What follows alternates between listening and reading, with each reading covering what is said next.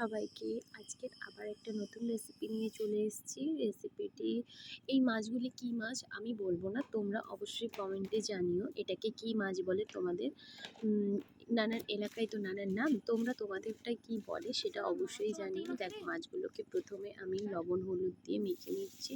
মেখে নেওয়ার পর কড়াইটা গরম হতে দেব। তারপর কড়াইটা গরম হয়ে গেলেই তাতে মাছটা দিয়ে দেব। মাছটা দেওয়ার পরে সাথে সাথে নাড়া যাবে না, যদি আমি গোটা গোটা রাখতে চাই। তো তাই জন্য আমি মাছগুলোকে একদম রেখে দিয়েছি প্লেন করেই। এবার ওটা একটু ফোটার পরে তারপর আমি ওটাকে ওলট পালট করে দেখছি যে মাছের ওই পিঠ এই পিঠ ও পিঠ দু পিঠ হয়েছে কিনা। তারপরে মাছটা প্রপারলি ভাজা হয়ে যাওয়ার পরে এক এক করে সব মাছগুলো আমি তুলে নেব। আবার একটু তেল দিয়ে কড়াইতে আবার আমি রান্নাটা বসাবো। এবার আবার কড়াই গরম হয়ে যাওয়ার সাথে সাথে ওখানে আমি পেঁয়াজ দিয়ে দিয়েছি। পেঁয়াজ দেওয়ার পরে ওই পেঁয়াজগুলি যখন একটু মরে যাবে তারপরেই আমি আর যা যা লাগবে তরকারিতে সেগুলো দেব। দেখো, এখানে আমি পেঁয়াজটা ভালো করে ভেজে নিচ্ছি। পেঁয়াজটা ভাজার মধ্যেই আমি ওদিকে যে মাছগুলো তুলে রেখেছিলাম ওইগুলো তুলে রেখে সাথে একটু এই তরকারিতে আমি একটু আদা বাটা দেবো। তার জন্য আমি আদাটাকে পেস্ট করে নিয়েছি। সবাই প্লিজ অ্যাকাউন্টটি ফলো করে দিও, লাইক ফলো সাবস্ক্রাইব করে দিও অ্যান্ড ভিডিওটি খুব প্রচুর শেয়ার করো।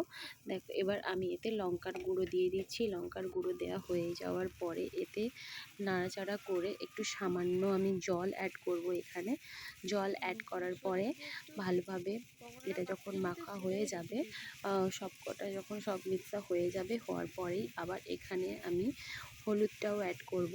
তো আমি আবার একবার দেখে নিচ্ছি, দেখার পরে হলুদটা এবারে অ্যাড করে দিচ্ছি। হলুদ অ্যাড করে দেওয়া হয়ে গেলে আবার আমি সব কিছু মিশিয়ে নেব। মেশানোর হয়ে যাবার পরেই আমি আর একটু জিরে দিয়ে দেব। এবার জিরে দেওয়ার পরেই আবার সব কিছু পুরোটাই আমি মিক্স করে নেব। মিক্স করে আবার ওই মশলাটা আমি নাড়তে থাকবো যতক্ষণ না যে জলটা দিয়েছি সেই জলটা মশলার মধ্যে ফেড হয়ে যায়। এবার ভালো করে নেড়ে নিচ্ছি। আবারও একটু জল দিয়ে দিলাম তরকারিতে। জল দেওয়া হয়ে যাবার পর তরকারিটা ভালো করে নেড়ে নেব। নেড়ে নিতে দেখব যে কতটা কি জল লাগে। তারপরে আমি এর মধ্যে অনেকটাই জল দিয়ে দেবো, যেটুকু জল আমার লাগবে। যে যার নিজের স্বাদ মতন আপনাদের জল দিতে হবে। তো তারপরে জল দেওয়াটা কমপ্লিট হয়ে গেলে তারপর যখন তরকারি ফুটবে, তখন জলটা যখন ফুটবে তখনই তার ভেতরে মাছ অ্যাড করতে হবে। তার আগে তরকারিতে লবণ দিতে হবে, যে যার স্বাদ মতন লবণ দিতে হবে।